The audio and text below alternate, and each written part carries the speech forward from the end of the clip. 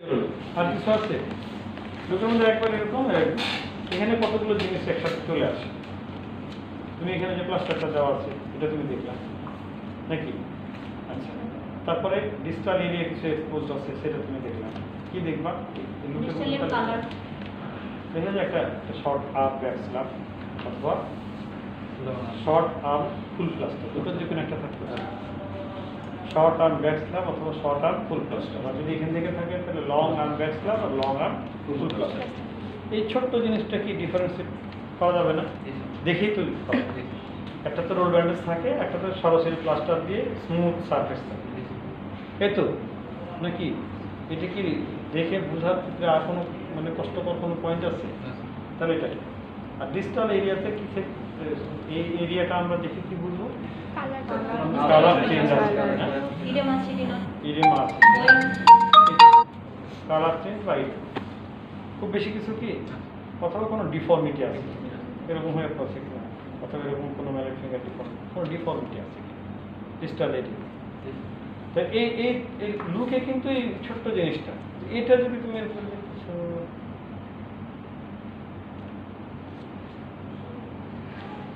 মানে তুমি এখানে এই জন্য এমন একটা সময় নিচ্ছ যে এক্সামিনের ওখানে বিরক্ত কম, তুমি জাস্ট স্মার্ট এটা দেখলাম হাতটা একটু ঘুরে আন হয়ে গেল, ঠিক আছে? তারপরে লোকের পরে একটা ফিলে কি কি দেখবা? Temperature, tenderness, pulse. আচ্ছা, টেম্পারেচার দেখবো, টেন্ডারনেস দেখবো, পালস আর পেন অন আচ্ছা আর কিছু দেখবো না? কম্পার্টমেন্টাল সিনড্রোম ডেভেলপ করছে কিনা কোনো সোয়েল ফিলিং তো পালসের মধ্যেই পড়লো। আর নিউরোলজিক্যাল কোনো এক্সামিনেশন দরকার আছে? যার যার ক্লাসটা যার কোন স্যার নিউরোলজি বোঝার কোনো উপায় নেই। স্যার কত দিয়ে দেখবো তাহলে তো কেমন কি হবে? দেখার জিনিস দুটোই, নিউরোভাস্কুলার স্ট্যাটাস দেখার জিনিস মেইন দুটোই, নিউরোভাস্কুলার স্ট্যাটাস দেখার জিনিস কয়টা? ঠিক আছে, নিউরোভাস্কুলার স্ট্যাটাসকে ভাস্কুলারে তো তুমি দেখবা তোমার পালস, সেক্ষেত্রে তোমাকে বলতে হবে এক্সামিনারকে স্যার আমার তো এখানে রেডিয়াল পালসটা আমি দেখতে চাই, হোলটা ওপেন করতে চাই, লাগবে না। এছাড়া কি করা যায়? আগে ক্যাপিলারি ফিলিং বলবা না, আমি বলছি স্যার রেডিয়াল পালস দেখতে চাই স্যার, ঠিক আছে? তো এখন ব্যান্ডেজ করা আছে, ওটা দেখো, তাহলে তুমি ব্যান্ডেজ কাটার জন্য তুমি জিনিসপত্র চাইবা, স্যার তাহলে সিজার থাকলে তোমাকে দিবে, তুমি কেটে তুমি দেখে দাও, হতে পারে কিন্তু তুমি এটা দিয়ে তোমার পরীক্ষা হতে হয়ে যেতে পারে। তাহলে তুমি যদি বলো যে ঠিক আছে ওইটা ছাড়া তুমি আর কি করতে পারো, ক্যাপিলারি ফিলিং দেখাবো। আচ্ছা, এরপরে আর কি? নিউরোলজিক্যালের ক্ষেত্রে কি?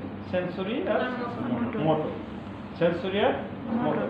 সেন্সরির ক্ষেত্রে ডিজিটালি এখানে তিনটা নার্ভ এক্সামিন করার উপায় কি? পেরিফেরাল তিনটা নার্ভ কি কি? আপার লিম্বে রেডিয়াল নার্ভ, মিডিয়াল নার্ভ, তিনটা নার্ভ এক্সামিন করার উপায় কি কি? স্যার হাতের আঙুলে স্যার আগে সেন্সরি তিনটা নার্ভ, তাহলে তিনটা সেন্সরি অটোনোমাস জোন আছে। অটোনোমাস জোন কি পড়েছিলাম? What is autonomous zone, what is dermatome? area supplied by single spinal nerve is called dermatome. আর sir area of skin exclusively supplied by single spinal nerve is called is called autonomous. Autonomous. তাহলে ডার্মাটোমে তোমার overlapping থাকতে পারে, একটা area এখানে skin supply দিচ্ছে একটা স্থান না, আর একটা নার্ভ এসে এখানে কিছু স্থান সাপ্লাই দিচ্ছে, তাহলে ওখানে কি হতে পারে? ডার্মাটোমে ওভারল্যাপিং থাকতে পারে, কিন্তু অটোনোমাস জোন ওখানে আর কোনো নার্ভের নেই, ওই নার্ভের জন্য ওই জোনটা। তো রেডিয়াল নার্ভের জন্য অটোনোমাস জোন হচ্ছে অ্যানাটমিক্যাল স্ন্যাপ বক্সের এই জোন, ঠিক আছে? This is radial nerve. Lateral aspect of the tip of the index finger, ঠিক আছে? Medial nerve. আল্লাহ নার্ভ হচ্ছে medial aspect of the lateral border of the little finger. তাহলে তিনটা গেল অটোনোমাস জোন, তো রেডিয়াল, মিডিয়ান, আলনার। ঠিক আছে, তাহলে সেন্সরি তিনটা দেখে তো তুমি বুঝে ফেলতে পারো। এরপরে চলে আসবে কি মোটর। মোটরের ক্ষেত্রে কি কি ভাবে দেখবো? রেডিয়াল নার্ভের ক্ষেত্রে finger extension, wrist extension, if possible intact, if not possible then radial nerve injury. And radial nerve মধ্যে কি হাই ভ্যারাইটি না লো ভ্যারাইটি কেমন বুঝবো? হাই ভ্যারাইটি হলে তোমার wrist ড্রপ থাকে, লো ভ্যারাইটি হলে ফিঙ্গার ড্রপ থাকে। লো ভ্যারাইটি কেন হয়? যদি পোস্টেরিয়র ইন্টারঅসিয়াস নার্ভ ইনজুরি, তিন ইনজুরি করবে, পোস্টেরিয়র ইন্টারঅসিয়াস নার্ভ ইনজুরি, তাহলে সেক্ষেত্রে কি হবে? ফিঙ্গার ড্রপ হবে, আর রিস্ট ড্রপ হবে যদি high variety radial nerve injury. Okay, তাহলে এটা গেল। আর মিডিয়ান নার্ভের ক্ষেত্রে আমরা কীভাবে ডিফারেন্স করবো? মোটর দেখবো, অসনার্স ক্লাসপিং সাইন, নাম শুনছো? হ্যাঁ, বা পয়েন্টিং সাইন, পেশেন্টকে গ্রিপ করতে বলবো। যদি মিডিয়ান নার্ভ ইনজুরি থাকে তাহলে he or she could not flex his index finger, সেটা করতে পারবে না। ঠিক আছে, যদি পারে তাহলে ইনট্যাক্ট, না পারে median nerve injury.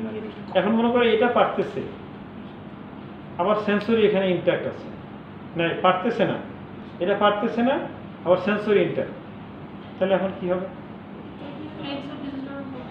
Very good, flexor digitorum profundus injury, সাব্বাস, পড়াইছি যে মনে আছে। তো ফ্লেক্সর ডিজিটাম প্রোফান্ডাস ইনজুরি, তাহলে টেন্ডন ইনজুরি থেকে নার্ভ ইনজুরিও ডিফারেন্সিয়েট কিন্তু এখানে হয়ে যাচ্ছে। কথা বুঝতে পারছো? সেন্সরি দিয়ে আমি ডিফারেন্সিয়েট করতে পারবো মুভমেন্টে যে এটাতে টেন্ডন ইনজুরি না নার্ভ ইনজুরি। ওকে, তাহলে এটা গেল তোমার মিডিয়ান নার্ভ। আর এরপর আলনা নার্ভে কি থাকবে তাহলে? Card test of Froment's test, card test of Froment test. পেশেন্টকে আমি বলবো এই যে আইপি দিয়ে দুই হাতে একটা কার্ড ধরতে বলবো, ধরো দিয়ে আমি টানতে দেবো। এই টানতে গিয়ে যদি ইউনিফর্মলি যদি প্রেস করে ধরে রাখতে পারে তাহলে ইনট্যাক্ট। আর যদি দেখা যায় পেশেন্ট এরকম করতেছে কোনোটা অথবা ছেড়ে দিচ্ছে, যদি যে কোনোটাই যদি হয় তাহলে সেক্ষেত্রে এটা কী হবে? ইঞ্জুরিটা আলাদা, মোটর ইঞ্জুরিটা আমরা ডিফারেন্সিয়েট করতে পারি। কেমনি? কেন? আলনার বেশিরভাগ সাপ্লাই এদিকে, এইখানে এসে কেমন হলো মোটর আমি ডিফারেন্সিয়েট করতে পারবো, কারণ এদিকে একটাই মাসল আর একটা পলিসিস, ডিপ ব্রাঞ্চ অফ পারলাম। তো এটা যদি ইঞ্জুরি থাকে তাহলে যখন এই অ্যাডাকশনটা সে যে মানে সুন্দর করে থামবে করতে পারে সেটা তখন আর পারবে না। তখন তাকে যেহেতু ধরতে বলবা, সে কী করবে? ফ্লেক্সর পলিসিসটা দিয়ে এটাকে ধরার চেষ্টা করবে, অথবা সে যদি ওই হুবহু কমান্ডটা ফলো করতে চায় তাহলে ধরে রাখতে পারবে না, ছেড়ে দেবে। ভালো বুঝতে পারছো? ছেড়ে দেবে। তাহলে তিনটা নার্ভে 6টা এক্সামিনেশন, ভেরি মানে ফেভারাইট কোশ্চেন প্রফেসর মহিবুল্লাহ দিচ্ছে, ভেরি ফেভারাইট কোশ্চেন। তিনটা নার্ভে 6টা এক্সামিনেশন করে দেয় এবং খুব সিম্পল কাজ।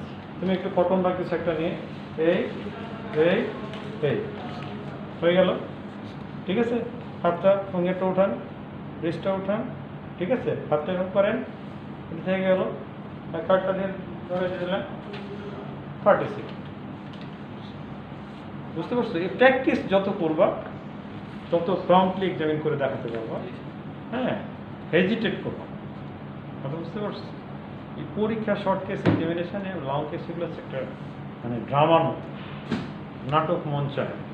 তুমি এখানে যে যত সুন্দর করে নাটক মঞ্চস্থ করতে পারবা সে তত ভালো হবে। নলেজ কম বেশি সবারই থাকে, কিন্তু সবাই কি একরকম অভিনয় করতে পারে? পারেন।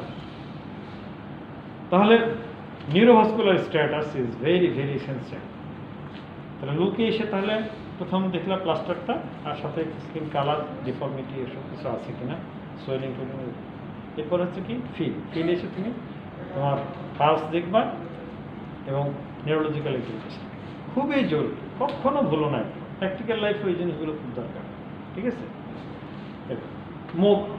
মুভের ক্ষেত্রে তো অলরেডি তুমি you have done the movement during examination of মানে মোটর মোটর নার্ভ এক্সামিনেশনের সময় তুমি যে মুভমেন্ট তো দেখিয়ে ফেলতেছো, তো হয়ে গেল তাহলে।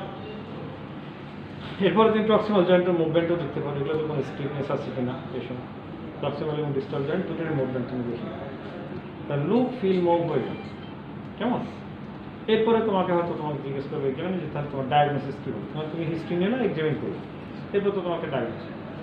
যদি বলো ডায়াগনোসিস কী হতে পারে, তাহলে তোমার সারা নিড অ্যান্ড এক্সরে, বিকজ এখানে প্লাস্টার দেওয়া আছে, তুমি রোগীটা দেখো না, এটি তো পরীক্ষার নিয়ম। যদিও অফ দ্য রেকর্ড তোমাদের জানা থাকে যে হ্যাঁ পেশেন্টটা দেওয়া হয়েছে, এক্সরে কি থাকে, কিন্তু নিয়ম তো তা না, ঠিক আছে? এই জন্য আবার তোমাকে যে আননোনকে পেশেন্ট দেওয়া হবে না সেটাও তো না। সেজন্য তুমি কোনো কমেন্ট করার আগে তোমাকে অবশ্যই বলতে হবে সারাই নিড এন এক্সরে। এগুলো আচ্ছা ঠিক আছে, এক্সরে দেখো, এক্সরে দেখে তোমার যদি যেটা আছে সে অনুযায়ী তুমি ডায়াগনোস করবে। অথবা তোমাকে হয়তো বলতে পারে যে এক্সরে ছাড়াই তুমি বলো কী ফ্র্যাকচার হতে পারে এখানে, তখন অ্যারাউন্ড রিস্ট জয়েন্ট যে সমস্ত ফ্র্যাকচারগুলো তোমাকে তখন বললাম সেগুলো তুমি 1-2-3 করে বলবা। পলিস ফ্র্যাকচার হতে পারে, তারপর তোমার স্ক্যাফয়েড ফ্র্যাকচার হতে পারে, কার্পাল বোন ইনজুরি হতে পারে। এখন মনে রাখবে একটা কথা, যদি বাচ্চাদের ক্ষেত্রে এরকম একটা প্লাস্টার দিয়ে নিয়ে আসে তাহলে কোলেজ ফ্র্যাকচার বললে কিন্তু ধরা পড়ে। কোলেজ ফ্র্যাকচার ইউজুয়ালি কাদের হয়? পোস্ট মেনোপজাল মেনোপজাল ওমেন বা এল্ডারলি ওমেন, ঠিক আছে? কারণ বাচ্চার ক্ষেত্রে তো আগে থেকে কোলেজ ফ্র্যাকচার বলে, ওখানে কি হতে পারে? Lower end of radial fracture, epiphyseal injury. বাচ্চাদের ক্ষেত্রে কি হতে পারে? এপিফাইসিয়াল ইনজুরি হতে পারে। ডিস্টাল রেডিয়াসে এপিফাইসিয়াল গ্রোথ প্লেট বরাবর তার ইনজুরি হতে পারে। কথা বুঝতে পারছো? এটা মাথায় থাকতে হবে, এগুলো পরীক্ষাতে এগুলোই, বুঝছো না? তোমার নলেজ এক্সারসাইজ করা ওখানে, তুমি কতটুকু কি জানো দেখে নাও। তাহলে এই মোটামুটি ডায়াগনোসিস তুমি করলাম, এরপর ট্রিটমেন্ট কি করবা? প্রশ্ন চলে আসবে, ট্রিটমেন্ট কি?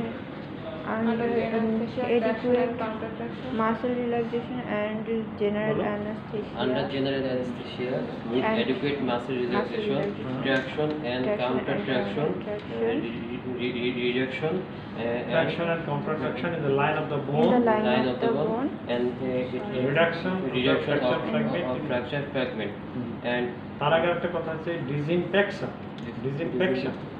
and reduction of the fracture fragment position and immobilization by immobilization by short arm back slap. short and back slap ঠিক আছে? for sir short Short term term ব্যাকটা স্যার মানে আমরা স্যার 7 দিনের জন্য দিব নাকি স্যার? ইনিশিয়ালি এখানে এই যে অনেকগুলো কোশ্চেন একটা একটা করে চলে আসে, ভালো কোশ্চেন করছো তুমি। বলে যে এখন কথা হলো যে তোমার একটা প্লাস্টার পেশেন্ট, একটা এরকম একটা পেশেন্টের শুরুতে তুমি ব্যাক স্ল্যাব দেবো না ফুল প্লাস্টার দেবো?